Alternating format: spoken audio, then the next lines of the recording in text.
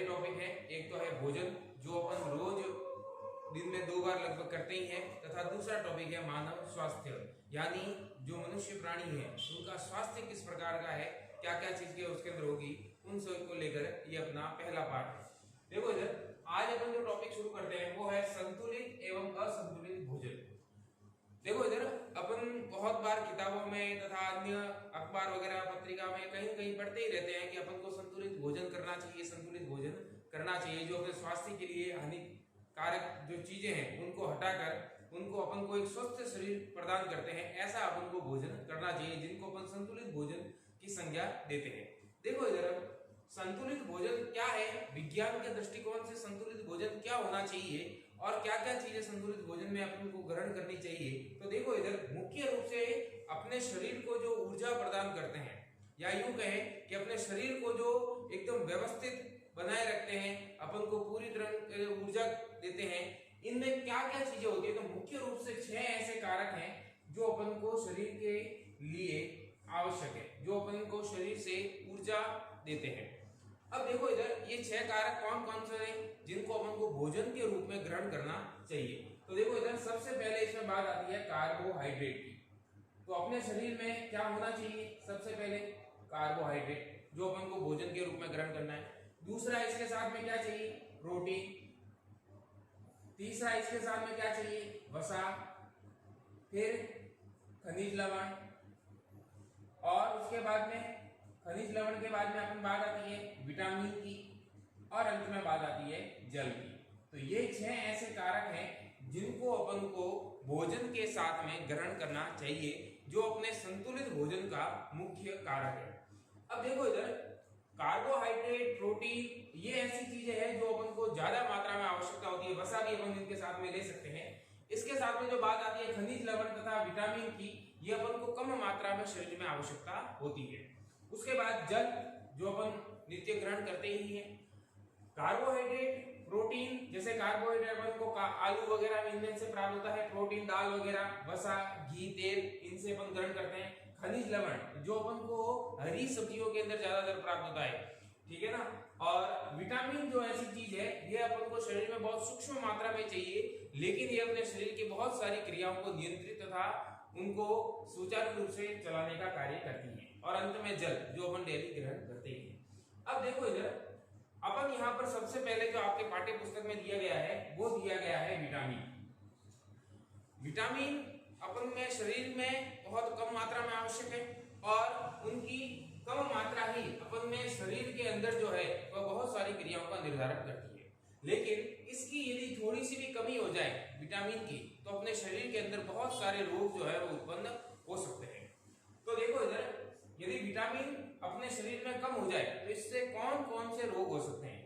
अब यहाँ पर अपन यदि बात करें सबसे पहले, तो यहाँ पर दिया हुआ है विटामिन ए।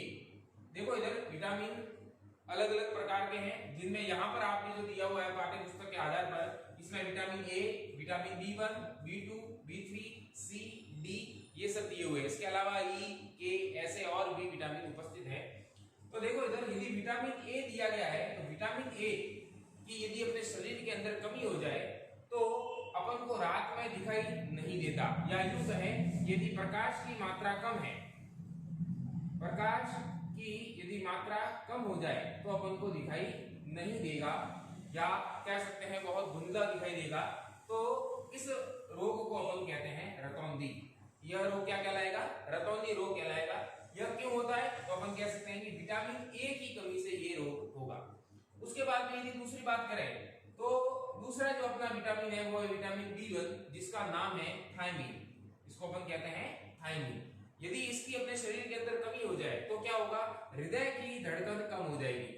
अपना जो हृदय है जो अपना बीट करता है, सामान्य यदि अपन कहें तो 1 मिनट में 72 बार ये धड़कता है, तो इसकी हृदय गति जो है, इसकी धड़कन जो है वो क्या हो जाएगी, कम हो जाएगी।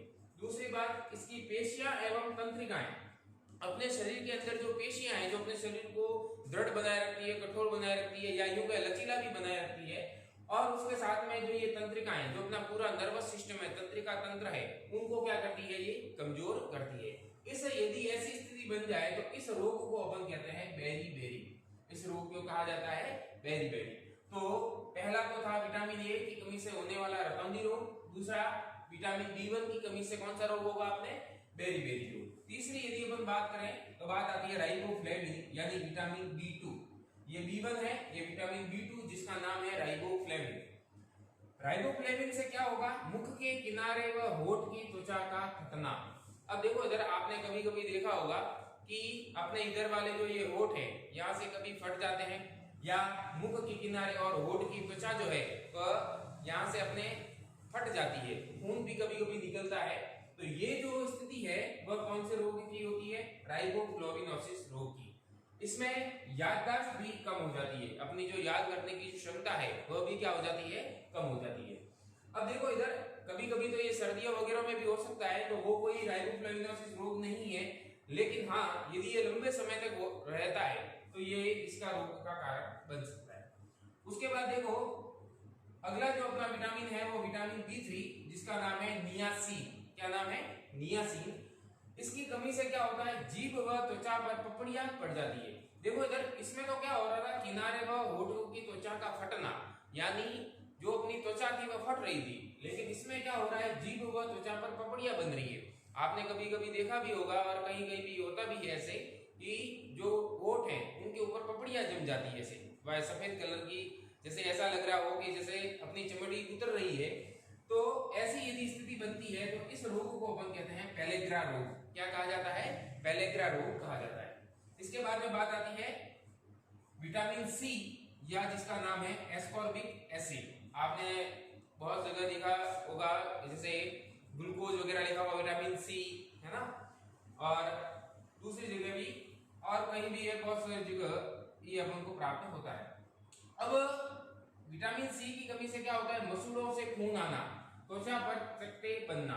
जो मसूड़े हैं अपने, जो जहां से दांत अपने जुड़े हुए हैं, मसूड़े वाले भाग जो है वहां से खून आना शुरू होता है, या फिर त्वचा पर चकत्ते बन जाते हैं, इसको कहते हैं स्कर्वी रोग। इसको कहा जाता है स्कर्वी रोग। तो विटामिन सी की कमी से कौन सा रोग होता है, स्कर्वी रोग। अगला लास्ट है अपने विटामिन डी जिसको अपन कहते हैं कैल्सिफिरॉल।